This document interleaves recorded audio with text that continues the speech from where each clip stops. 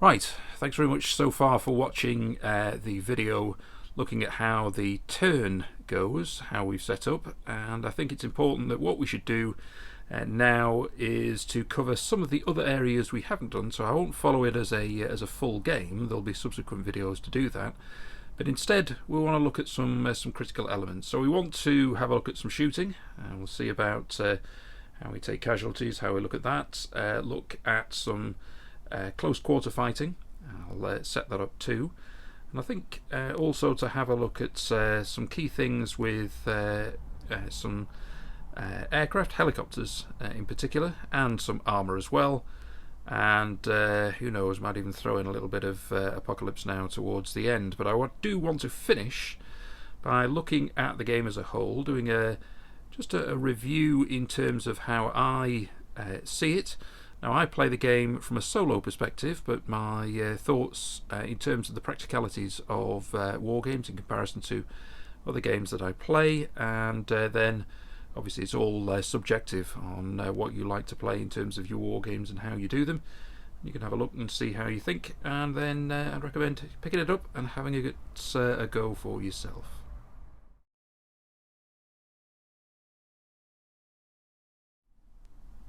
So what we're going to take a look at is the Huey, and it has on the in terms of the helicopter itself, it has a 2+2 in terms of crew, so it gives an excuse for me to get the pilots out here. So 2+2, I am assuming, and I can be corrected here, is 2 for in terms of the pilots, and then 2 will be manning the side machine guns, and then it has 6 men that it can carry. So it's for me a fire team plus an NCO and a sergeant. So when we land here with the Huey, this is what we've got on the helicopter. So let's talk through how it lands, how it moves from high, medium, and low heights, and how it operates in terms of actions. Now, before any troops disembark, I'm going to have a look at this Huey and ask the question: how did it get there? What's its movement? And how do we look and consider it in terms of actions? Okay, I'm going to concentrate on the aircraft, but it's really around the helicopter example. But I'm going to make a couple of references, and the first is that all aircraft fly at high, medium, and low levels.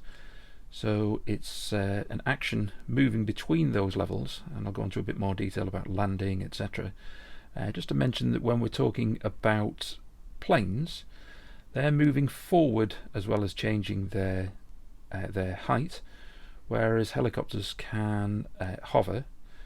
If we go into a bit more detail down here, you'll see that there is a table telling you all sorts of different aircraft, and on the right hand side you've got the number of 6-inch movements. Okay, so that means how far you can move in each turn, so multiples of 6 inches.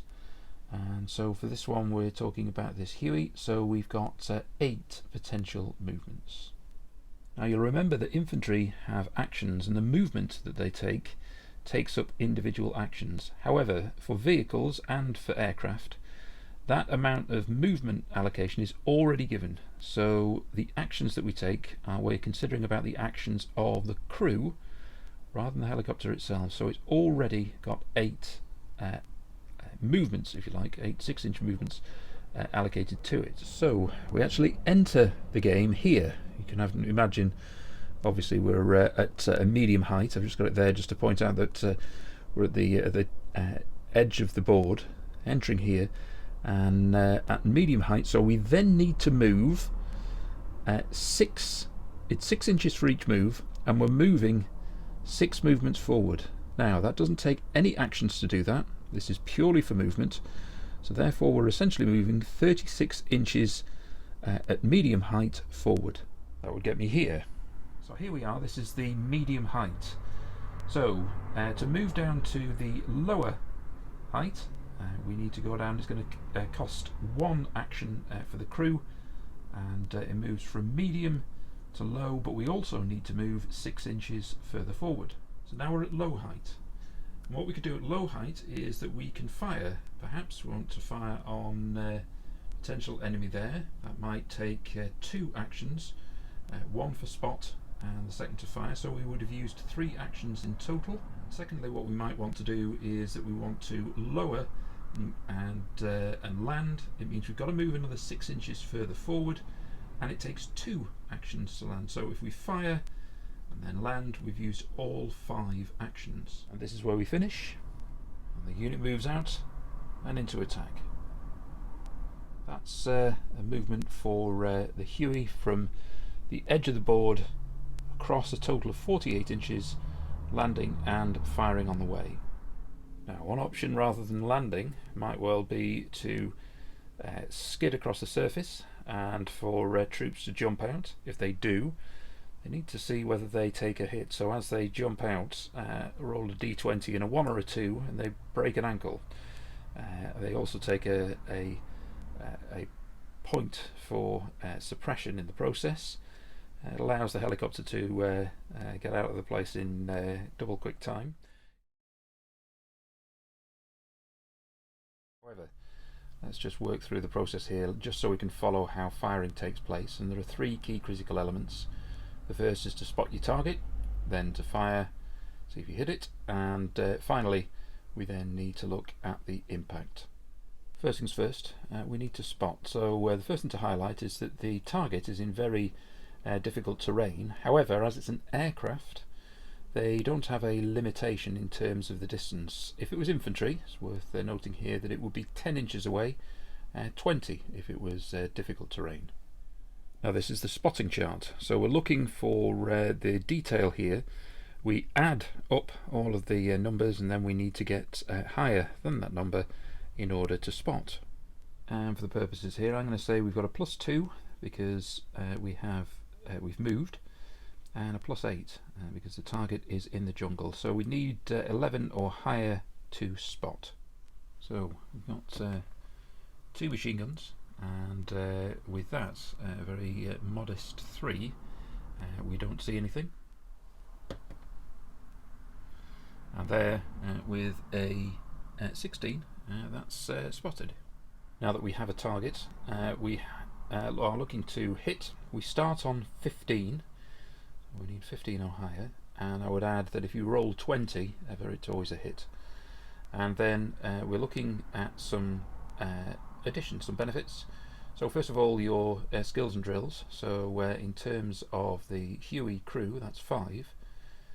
So we've got 5 there. We are above the target, so that's another +1, so that's +6. And so we then have to look further down at any other factors. We're not aiming this, so the firer isn't an easy target. For example, instead, actually, target's in hard cover, so that's -4. So essentially, it's +2 to the roll, so we need a 13 to hit, and that is a 20. And our final area is the infantry injury table. So I'm firing, I'm going to say a medium machine gun, and so that gives a 4-inch spread. So what does that mean? A 4-inch spread means that we can hit those 2 men to see what the impact is. And with that, we roll and see what the impact will be. Firstly, we've got a 6. And that's a wound. Secondly, a 2, and that is suppressed. So what's the impact of the 2 men that were hit? So first of all, let's look at the suppressed man nearest to us. So suppression figure only has 1 action for that particular move that it's suppressed. It has 1 stress point permanently added and loses 1 action point for the rest of the game. The wounded man has 2 stress points permanently added and loses 2 actions for the rest of the game. Now, I've added in a light machine gun and indeed a rocket launcher, so I'm going to see what would happen if this light machine gun took a shot at the Huey, what the impact would be and what the potential damage. I'll save the rocket for one of the vehicles. Now, from spotting purposes, our NVA machine gunner, it's a -10 with a helicopter at low level, so I'm going to say we've been able to spot it at this distance. So as before in the shooting, we need a 15. So what modifiers do we get which would add on to our dice roll? Well, skills and drills will say that the unit has a skills and drills of 4. I'll just run this down a little bit. So what else have we got? So firing from above, well, no we aren't, but per aimed action. I will say that there's been an aimed action here, so that illustrates to you that if you're aiming you get a benefit, so that would take it up to 6.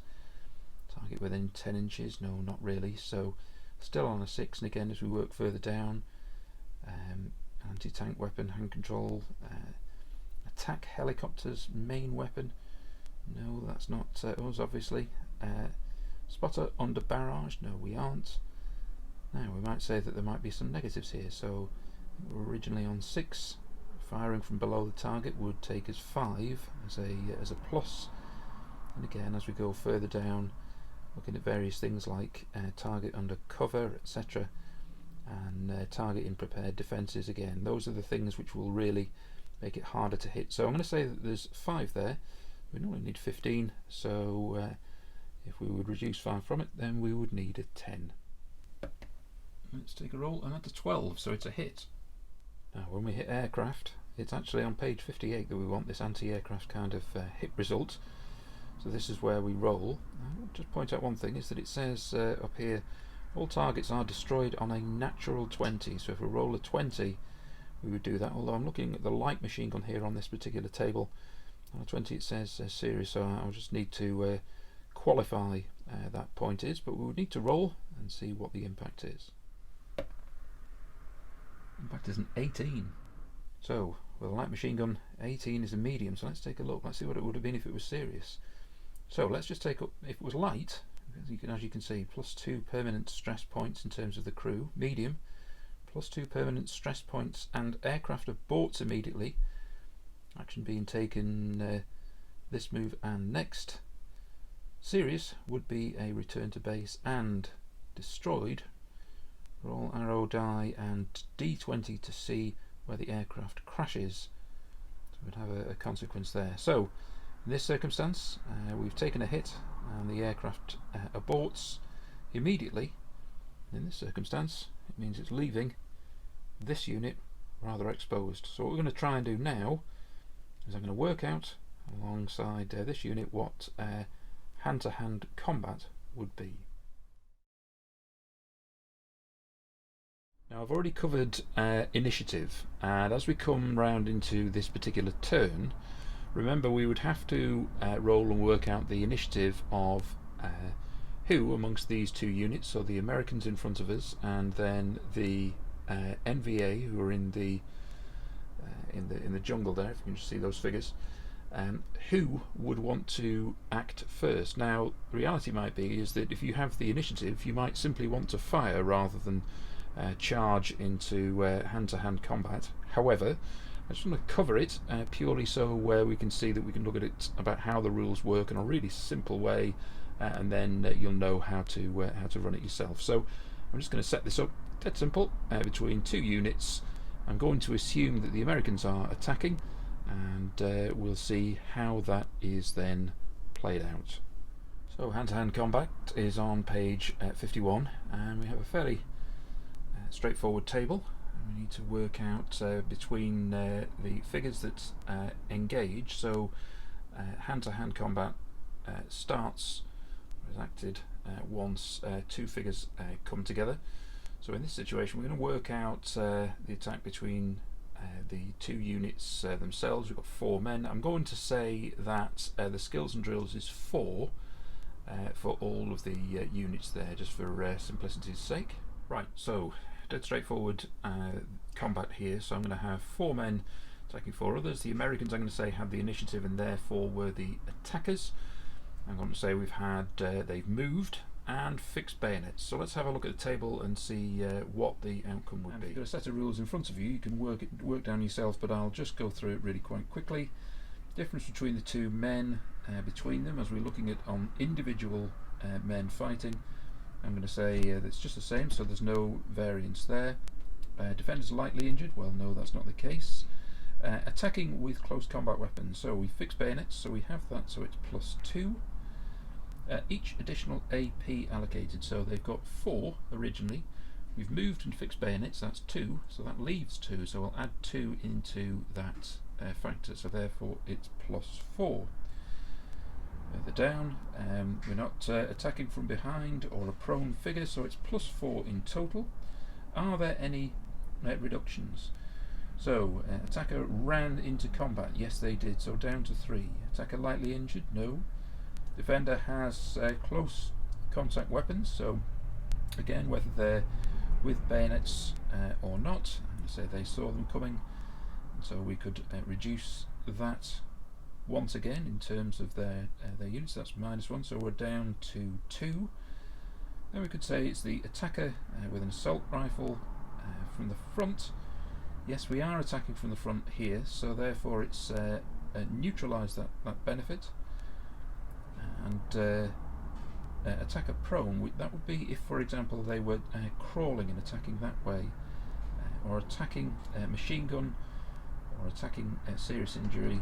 They're not, so it's therefore neutralised between them, and so we just roll in each case to see what the results are on this table. So we've got 4 actions. I'm going to say number 1 is at the top of the screen, 4 at the bottom. This is our table. Let's see what the numbers are. First of all, 19, and 19 means the defender is killed. Second is 50. Now I think this has just been missed on the table. I think if we go from 14 through to 16, then the defender is wounded. Third one, number 3, and 3 from there means that the attacker's wounded. Finally, 2. This time the attacker is killed. Now, the next stage of that is this would be at the end of our turn, so we've got to remember that a number of things happen next. Is that we've got a morale test, so we would see that we've had casualties, and as a consequence we'd need to take a morale test for both forces. And then also what would happen, assuming that a random event didn't stop the action altogether, we would then see who has the initiative in terms of who wants to either attack, perhaps withdraw, fire, etc. But that's the sequence, a relatively straightforward sequence about how the hand-to-hand fighting takes place.